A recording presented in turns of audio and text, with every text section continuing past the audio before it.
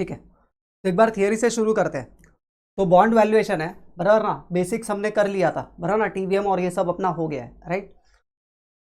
हाँ, चालू करने के पहले अक्सर मैं क्या करता हूँ, लास्ट में एक हमेशा मैं एक कहानी बताता हूँ, एक 2 मिनट का। तो मैं तुम्हें पहले बता देता हूँ, ठीक है। तो सुनना, बहुत अच्छी कहानी है, लाइफ में हमेशा याद रखना चाहिए, ऐसा है।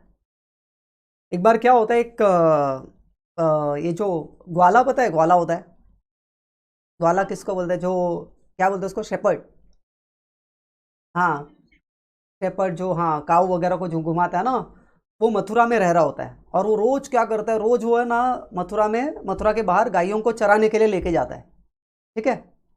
अब वो चराने के लिए लेके जाता है तो क्या हो जाती है, उसको कृष्णा मिल जाता है, और कृष्णा के साथ उसकी दोस्ती हो जाती है। तो दोस्ती होते हुए रोज कृष्णा के साथ खेल रहा होता है। अचानक एक दिन इसको ऐसा लगता है कि गांव वालों को बताना चाहिए, तो अपने दोस्तों को बताता है वो कि मेरी ऐसे ऐसे कृष्णा के साथ दोस्ती हुई है, और मैं रोज कृष्णा के साथ खेलता हूँ। तो थोड़ा सा मतलब गांव वाले उसकी मस्ती उड़ाने चालू करते रहे, ऐसा हो सकता है क्या, कृष्ण के साथ कोई खेल सकता है क्या, वगैरह वगैरह वगैरह। तो ये थोड़ा सा डिस्टर्ब हो जाता है, अरे ये लोग मानने के लिए तैयार नहीं है।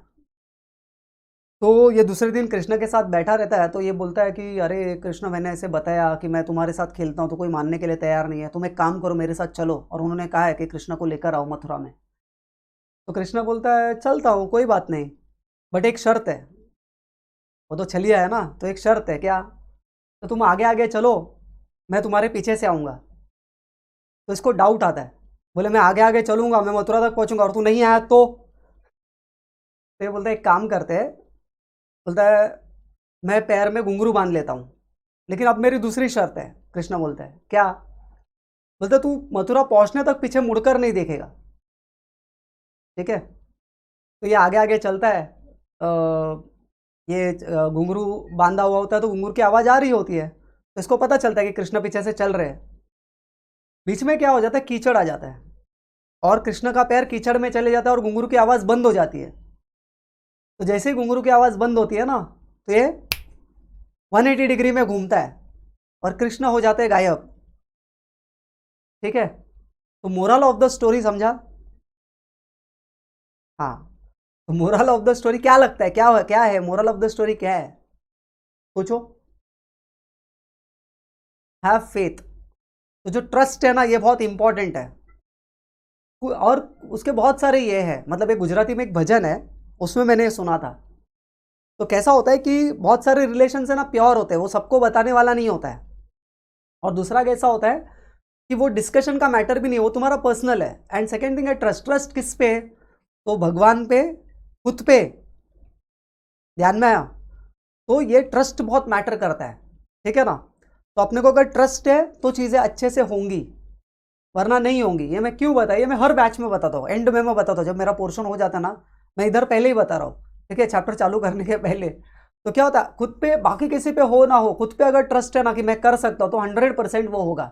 अगर तुम सोचते हो ना, मतलब if you think you can, you are right, if you think you can't, then too you are right. दोनों चीजों में what you think is more important, समझे? तो आपको ये ध्यान में रखना है कि अपने से होगा ये सोचना है, ठीक है। तो अभी पॉइंट पे आते हैं। अभी बॉन्ड वैल्यूएशन ये सबसे इजी चैप्टर है, बहुत कम वेराइटीज है इसमें, ठीक है ना। और इसमें क्या होता है कि क्वेश्चन घुमाने के भी चांसेस बहुत कम है, ठीक है ना। मैं बहुत बेसिक बेसिक चीज़ों में नहीं जाऊंगा, क्योंकि हमें ये सब पता है, मतलब बेसिक इन द सेंस हमें ये पता है कि बॉन्ड क्या होता है, बराबर ना, लॉन्ग टर्म का डेट इंस्ट्रूमेंट है ना, सिक्योर्ड भी होता है। अगर समझो कोई कॉर्पोरेट कंपनी ने इशू किया है, बराबर ना, ऐसे तो वो सिक्योर्ड होता है, राइट ना। किसी गवर्नमेंट का है तो सिक्योर्ड होता है, और समझो किसी कॉर्पोरेट कंपनी ने इशू किया है तो अनसिक्योर्ड भी हो सकता है, सिक्योर्ड भी हो सकता है। सिक्योर्ड मतलब कुछ ना कुछ कोलैटरल है, बराबर ना, ठीक है। और कभी कभी प्राइवेट कंपनीज जो इशू करती है वो अनसिक्योर्ड होता है, जिसको कोई सिक्योरिटी नहीं है, राइट। तो उसको बॉन्ड बोलते हैं। बॉन्ड इज बेसिकली इंडिया में हम लोग डिबेंचर बोलते हैं, बराबर ना।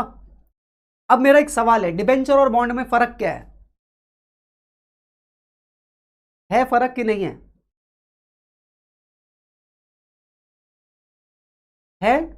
अच्छा, नहीं है, ठीक है। Bond and debenture is one and the same. ध्यान में आना, सिर्फ इतना है कि क्या होता है, हमें ये अभी चैप्टर का नाम बॉन्ड लिखा हुआ है, बराबर ना। जनरली क्या होता है, हमारे यहाँ पे यूके का था, तो यूके में कैसा था, यूके में बॉन्ड वॉज, मतलब बॉन्ड जो है वो उसको डिबेंचर बुलाते थे, बराबर ना। अभी मैं उसमें जाऊंगा नहीं कि डिबेंचर को डिबेंचर क्यों बोलते वगैरह क्या करके। पता है क्या डिबेंचर को डिबेंचर क्यों बोलते हैं?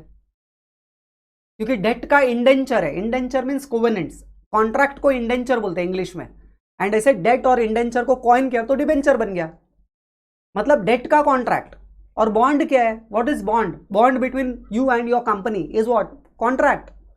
तो बेसिकली जैसे इन्वेंट्री और स्टॉक वैसा है ना, जैसे यूएस वाले इन्वेंट्री बुलाते हैं, यूके वाले स्टॉक बुलाते हैं, क्लोजिंग स्टॉक। तो वैसा बेसिक डिफरेंस है, बाकी कुछ है नहीं। बट सीए फाइनल के स्टूडेंट को पूछा ना बॉन्ड मतलब क्या, तो तुरंत क्या बोलते हैं? गवर्नमेंट ने जो इशू किया वो बॉन्ड है।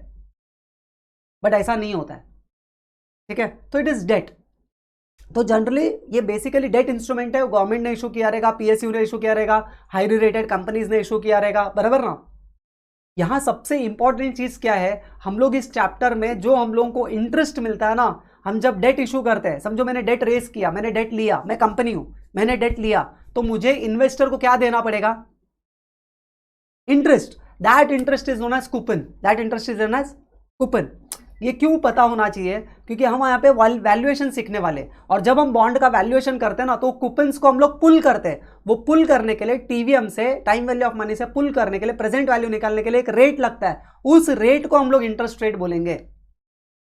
यानी कि जो डिस्काउंटिंग रेट है उसको इंटरेस्ट रेट बोलेंगे, बराबर ना। और जो मिलेगा हमको वो उस डेट पे, जो इन्वेस्टर को हम पे करने वाले हैं, उसको हम लोग कूपन बोलते हैं। क्या बोलते हैं? कूपन, कूपन रेट, ठीक है। इंटरेस्ट रेट जो हम कंपनी पे कर रही है उसको हम लोग कूपन रेट बोलेंगे, so that we can distinguish. बहुत बार सिनोनिमसली यूज करते भी है, बट वो आपको समझना है, ठीक है ना। बहुत बार वो लोग बोलेंगे डेट पे इतना इंटरेस्ट है, मतलब आपको समझना है, ठीक है। बट प्रॉबेबली वो लोग देंगे कूपन रेट, ठीक है। अब ये बॉन्ड जब रिडीम होता है तो पार पे हो सकता है, प्रीमियम पे हो सकता है, बराबर ना। अगर कुछ बोला नहीं है क्वेश्चन में, इसका मतलब वो 100% किस पे रिडीम होगा? पार पे, इफ नथिंग मेंशन्ड, करेक्ट, बराबर। अभी समझो हम लोग बॉन्ड को कभी कभी क्या होता है, अगर समझो उसको इक्विटी में कन्वर्ट कर सकते हैं, इक्विटी में क्या कर सकते हैं? कन्वर्ट कर सकते हैं, तो उसको बोलते हैं कन्वर्टिबल बॉन्ड, बराबर ना।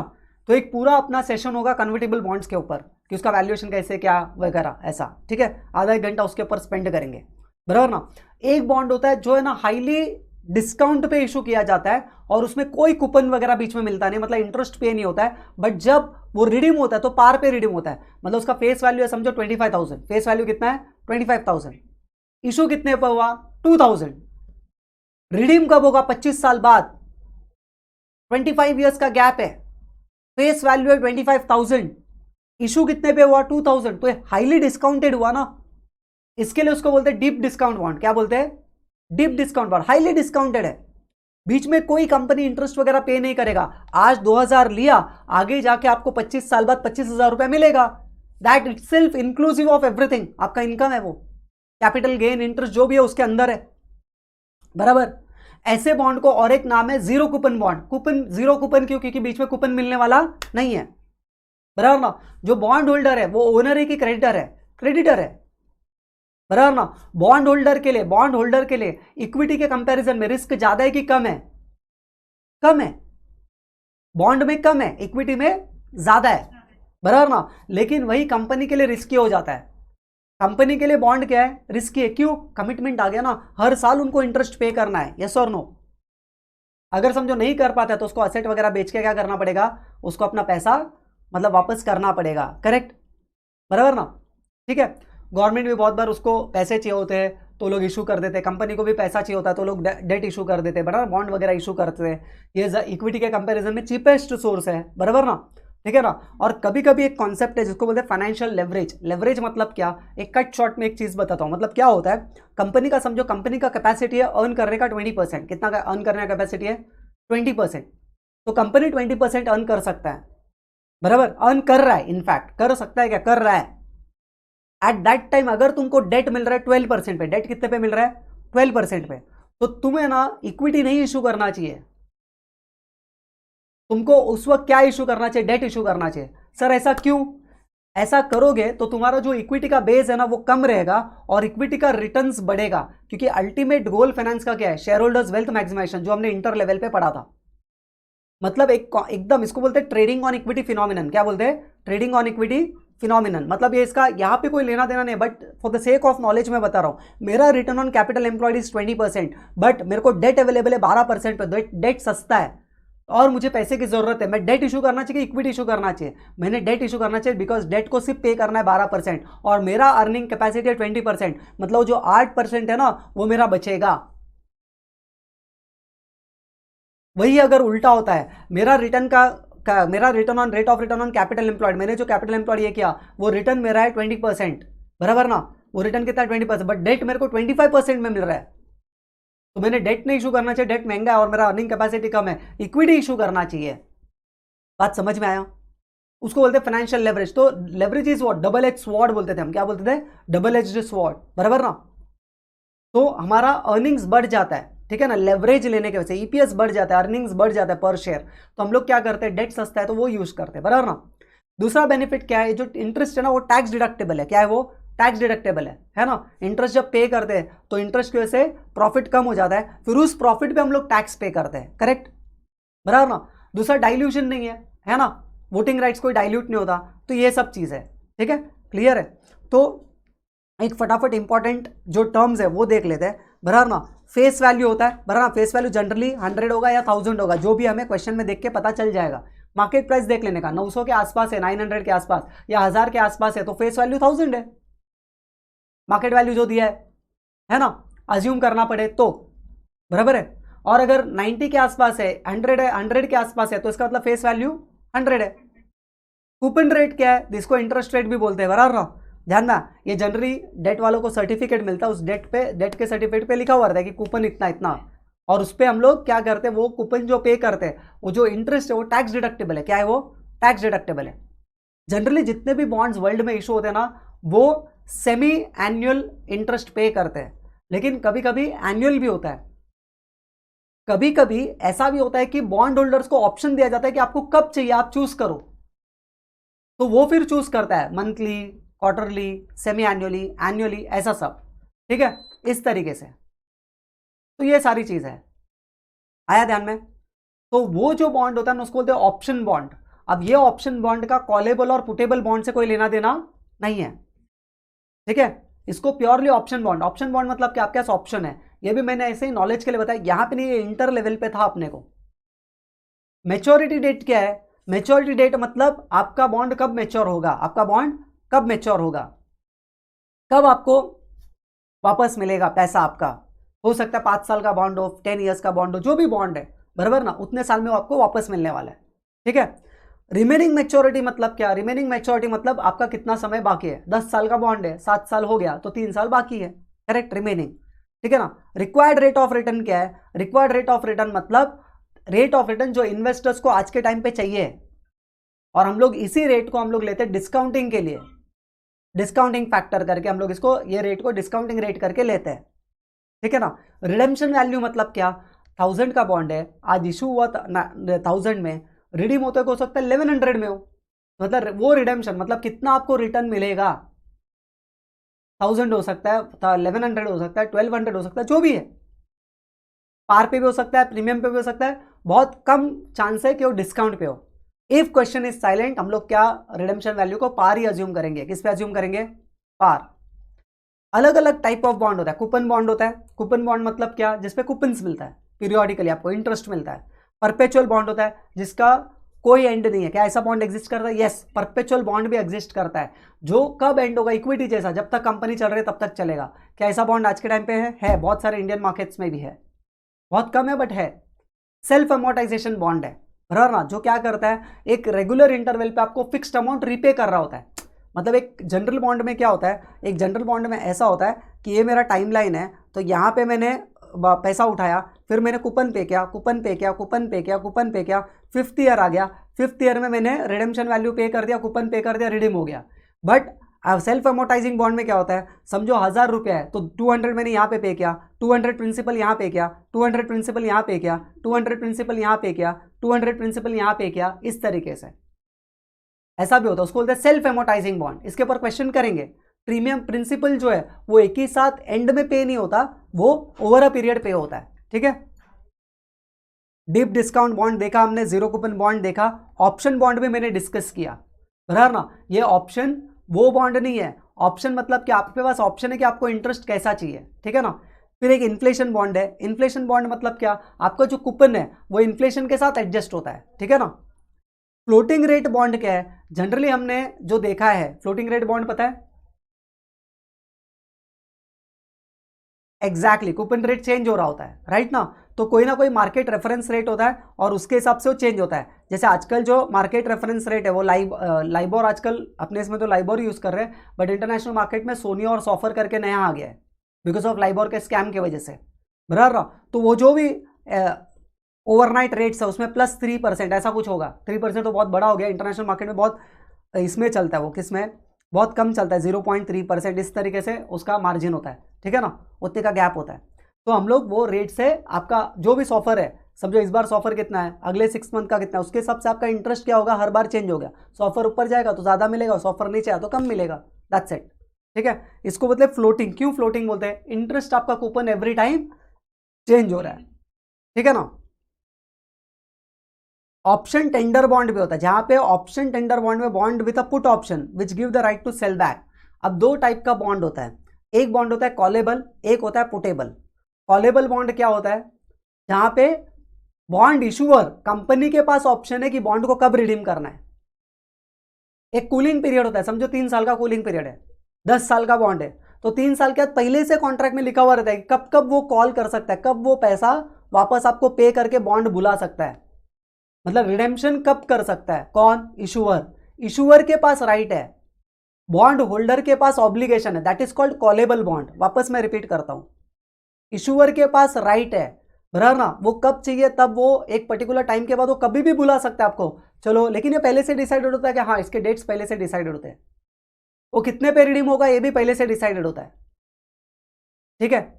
पूरे 10 साल तक रुकने की जरूरत नहीं है, आपको जब जब ऐसा लगे 3 साल के बाद कि अब रिडीम करना है, आप रिडीम कर सकते हो। आया ध्यान में, ठीक है, इस तरीके से ध्यान में आया। तो ये कॉलेबल बॉन्ड जो है इसमें ऑप्शन किसके पास है, ऑप्शन है इशूअर के पास, है ना, बोरोवर के पास। बट पुटेबल जो बॉन्ड होता है ना, पुटेबल जो जिसमें पुट ऑप्शन, मतलब इसमें इन्वेस्टर के पास ऑप्शन होता है कि वो सेल कर सकता है। मेरा एक कॉमन सेंस वाला क्वेश्चन है, क्या लगता है इशूअर कब कॉल करेगा, इशूअर का जो कॉल है वो किस चीज के ऊपर डिपेंड करेगा, इशूअर जो कॉल करेगा या पुट जो पुटेबल बॉन्ड जिसके पास है वो इन्वेस्टर कब पुट करेगा, कब सेल करेगा बॉन्ड वापस, क्या क्या किस फैक्टर के ऊपर वो डिपेंड है।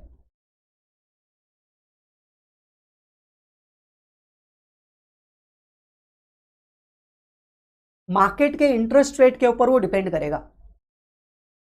समझो एक बॉन्ड है जो 10% पे इशू हुआ है, ऑलरेडी इशूड है, अब मार्केट में इंटरेस्ट रेट चल रहा है 12%, कितना चल रहा है। अगर समझो कॉलेबल बॉन्ड है, कौन सा बॉन्ड है, कॉलेबल बॉन्ड है, नहीं कॉल होगा।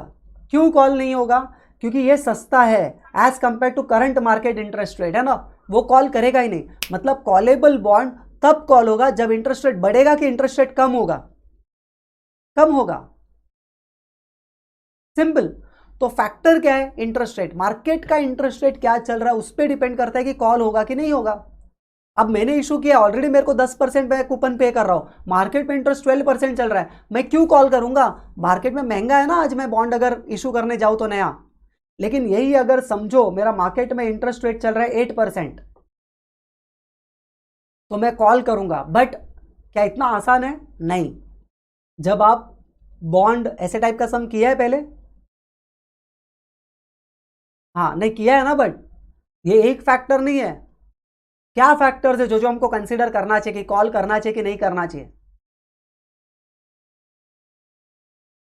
आपका अमोर्टाइजेशन के वजह से जो आपका प्रीमियम है, बराबर ना, या आपका टैक्स जो है उसका बेनिफिट कितना है, फ्लोटेशन कॉस्ट कितना है, ये सारा चीज कंसीडर करने के बाद, ऐसा नहीं होता कि 8% और 10% देख ले और ये कर लिया। समझ में आ रहा है। तो 8% जो है ना, ये आपका क्या है, 8% आपका क्या है, ये आपका मार्केट का इंटरेस्ट रेट है। एक जनरल ऐसा है कि मार्केट में इंटरेस्ट रेट नीचे जाता है तो आपका बॉन्ड कॉल हो सकता है, बराबर है कि नहीं, सही है ना। और कोई फैक्टर है क्या, बट ये मैं बोल रहा हूं उतना आसान नहीं है, बहुत सारे और भी फैक्टर्स देख के होते हैं। तो जनरल एक बात है, अभी पुटेबल बॉन्ड है, समझो कंपनी पे कर रही, बोलो क्या बोल रहे हो? हाँ, तो पुटेबल जो बॉन्ड है, पुटेबल जो बॉन्ड है, बराबर ना, पुटेबल बॉन्ड अगर समझो अभी 10% है और मार्केट में इंटरेस्ट रेट हो गया 12, तो ऑब्वियसली जो इन्वेस्टर है वो सेल करेगा। क्यों सेल करेगा? वो जबरदस्ती सेल करेगा। ईश्वर को बोले यार ले ले तेरा बॉन्ड, मेरे को मार्केट में नया बॉन्ड है 12% वाला, ले ले। इन्वेस्टर के पास ऑप्शन है पुटेबल में। ऑब्लिगेशन किसको है? इशूअर को ऑब्लिगेशन है। और वैसे अगर समझो ये 8% है, कितना है? 8%। मार्केट में इंटरेस्ट रेट हो गया 12 नहीं 8% हो गया, तो वो पुट करेगा क्या? नहीं करेगा, क्योंकि ऑलरेडी उसको कितना मिल रहा है? 10%। वो बोले अरे मार्केट में कम मिल रहा है, हमारे पास तो ऑलरेडी अच्छा वाला बॉन्ड है, रखो इसको, है ना? इस तरीके से आया ध्यान में? तो ये मैंने वही डिफरेंस लिखा है कि जनरली क्या होता है, जो इंडिया में जो गवर्नमेंट है ना वो इशू करती है उसको बॉन्ड बोला जाता है, बराबर ना, और बाकी जो भी एंटिटीज है वो लोग को डिबेंचर बोला जाता है, ठीक है ना, इस तरीके से। जनरली हाँ, बॉन्ड का वैल्यूएशन कैसे होता है? 1000 रुपीज का फेस वैल्यू है, कूपन 9% है। कूपन किस पे कैलकुलेट होता है? फेस वैल्यू पे। ईयर्स टू मेच्योरिटी मतलब कितने साल के लिए? 5 ईयर्स के लिए, बराबर ना। रिक्वायर्ड रेट ऑफ रिटर्न 10 है, ये मेरा डिस्काउंटिंग रेट है, ये मेरा क्या है? Discounting rate. इसके लिए इन दोनों को एकदम अच्छे से समझ लेने का। ये कूपन है जो इंटरेस्ट पे करने वाला कंपनी, और ये डिस्काउंटिंग रेट है। रिडेम्पशन अज्यूमिंग एट पार 1000 है। तो हम वैल्यूएशन कैसे करते हैं? 1000 इज अ फेस वैल्यू, 1000 का 9% 90 90 90 90 और 1000 प्लस 90, है ना? करेक्ट है। ये मेरा कैश फ्लो है। कंपनी इन्वेस्टर को 90 देगा, 90 देगा, 90 देगा, 90 देगा, इधर 90 प्लस रिडीम करेगा 1000 पे, ये उसने पे किया, इन्वेस्टर को मिला। इन्वेस्टर का रिक्वायर्ड रेट ऑफ रिटर्न 10% है, तो 10% का फैक्टर्स निकाले, फैक्टर्स अपने को निकालने को आता है, बराबर है। और फिर इसका पीवी निकाला, पीवी निकाला, पीवी निकाला, पीवी मल्टीप्लाई किया, पीवी, और इन सब का जो टोटल है, मतलब आज के टाइम पे बॉन्ड का वैल्यू 962.06, कितना है? कोई भी इन्वेस्टर जिसको 10% कमाना है वो इससे ज्यादा पे नहीं करेगा, बराबर ना। ये इसका कंक्लूजन है, करेक्ट है, समझ में आया? ठीक है, 1 मिनट।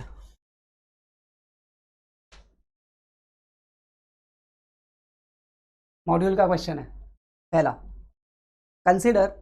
अच्छा, मैंने जो बुक तुम्हें दिया है ना वो रेगुलर कोर्स का है, फास्ट ट्रैक का नहीं है, जानबूझ के दिया है, ठीक है? हाँ, तो जो भेजा है ना वो बुक फास्ट ट्रैक का नहीं है, रेगुलर कोर्स का है, ठीक है ना? तो वो यूज कर लेना, वो जानबूझ के एक्स्ट्रा क्वेश्चंस करने के लिए दिया है, ठीक है?